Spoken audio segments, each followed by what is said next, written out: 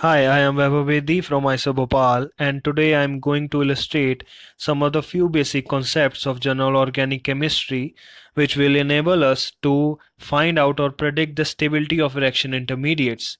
Now, it is very important to know the stability of reaction intermediates because it will help us to predict possible products of various chemical reactions.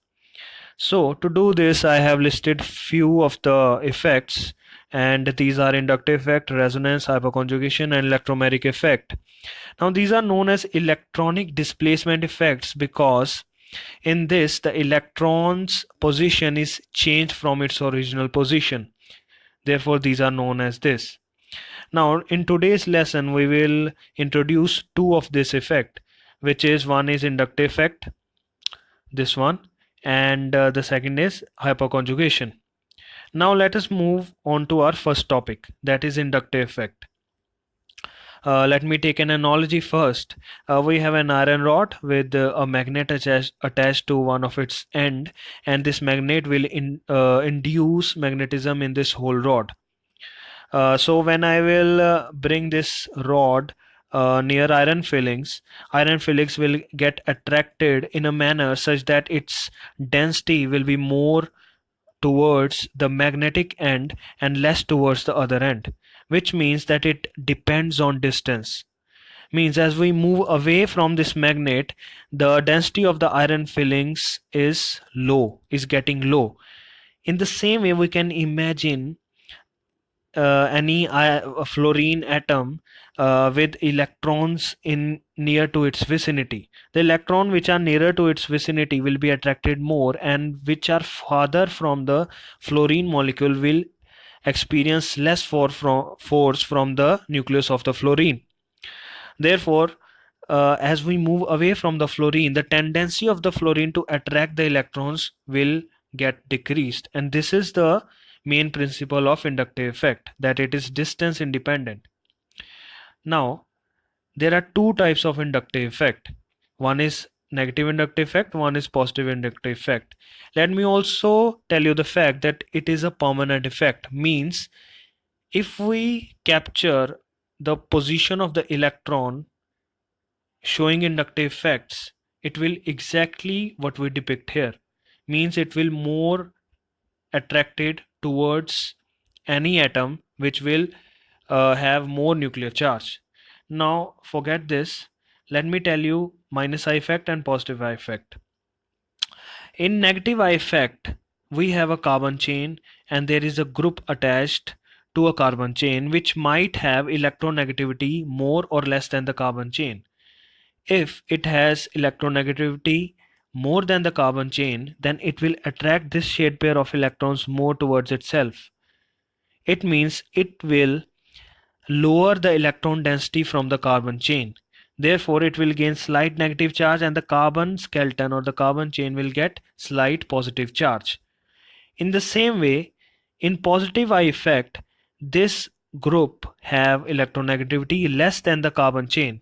Therefore, it will tend to donate the electron density towards itself and it will gain positive charge over itself, and there will be a negative charge on the carbon chain. Now, for now coming back to the negative I effect, I have listed some of the examples that OH2 plus group or chlorine group or CO double O C double mondo R group has shows minus I effect. And in the similar fashion, I have depicted some examples for this as well. We can easily read this. Now coming to the next slide. Let us apply the concept which we have learned. In the first example, we are supposed to calculate the stability of this carbocation.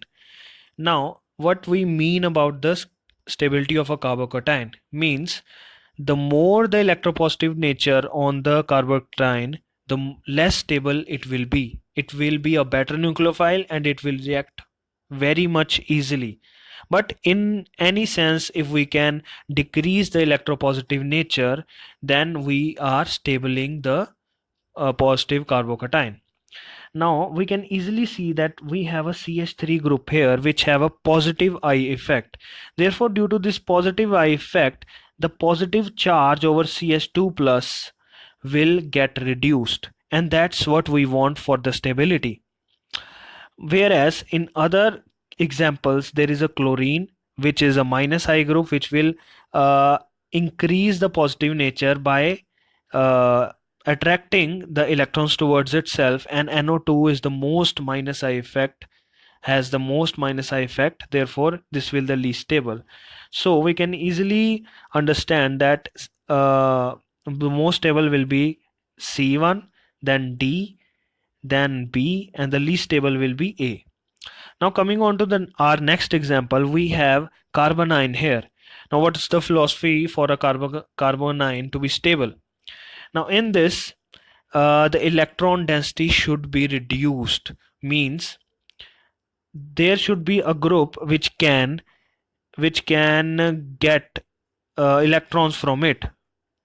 Okay, now we can easily see here that NO2 has the most minus I effect, therefore it will reduce its density over it will reduce the negative charge over it, therefore it will not react with another species. Therefore the most stable one would be A, second will be B, third will be C, and D will be very much less stable because the CH3 group is plus I effect and it will provide electron density to C minus. Now there is another application of inductive effect. There are many applications of inductive effect, but we are uh, mainly focusing on the problems which we will definitely encounter in many of our exams, which we are supposed to focus on. Now there is an acid, it will in equilibrium it will dissociate into H plus and A minus, and to check whether an acid is a strong acid or not, we should check its anion. Any conjugate base what it make, we have to check its stability. Okay, now moving on to the next slide, let us find out that what will be the acidic strength of these given examples. Now first of all, any acid loses H plus and it will form O negative.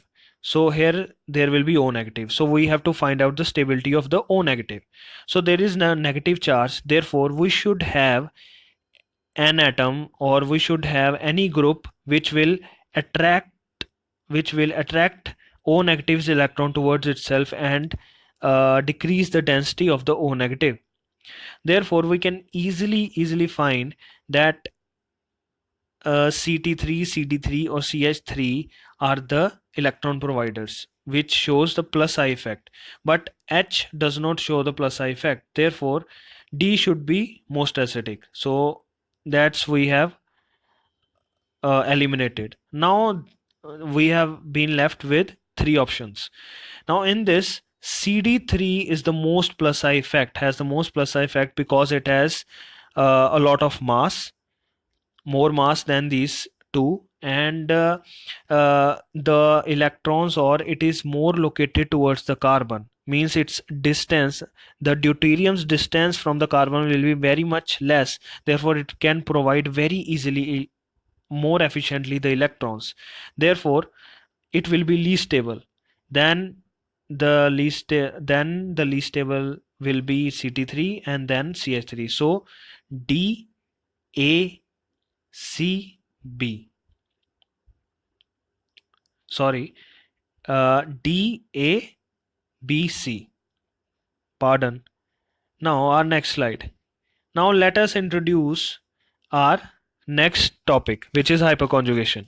Now hyperconjugation is also a permanent effect, and we have already discussed what a permanent effect is. Whether now, but there is a change. It is distance dependent.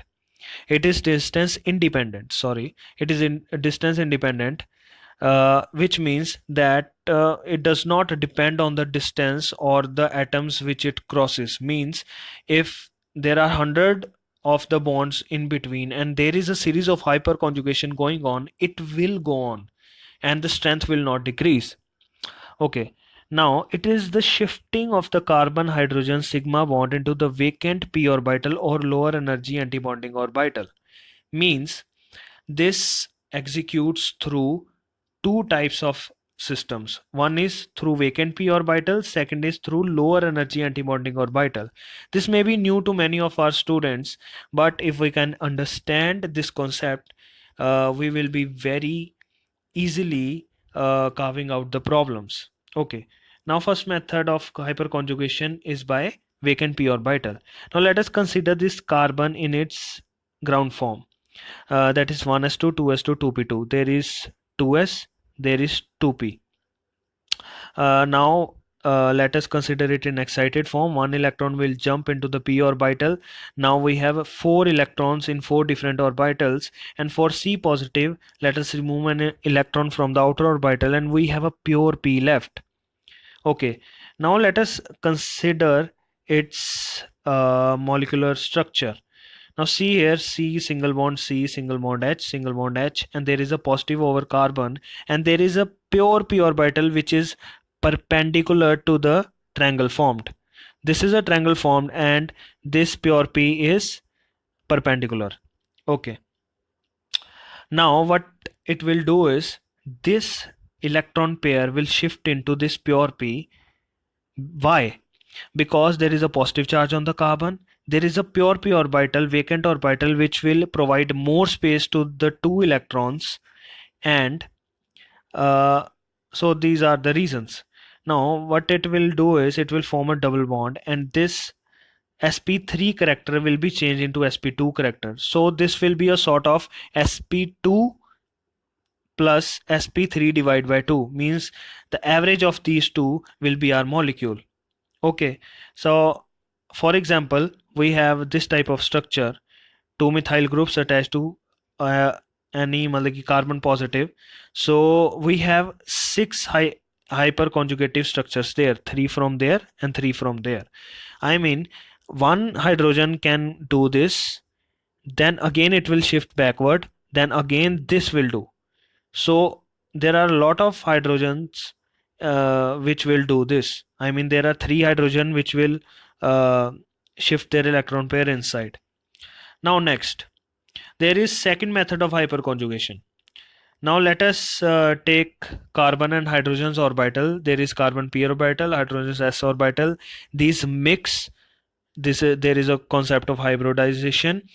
These mix, and this the middle one orbital, which is very much blown up, is known as a bonding orbital, and these two tiny orbitals at the end are known as anti-bonding orbitals, and these are always there whether we show in Lewis structure or not, but these are always there.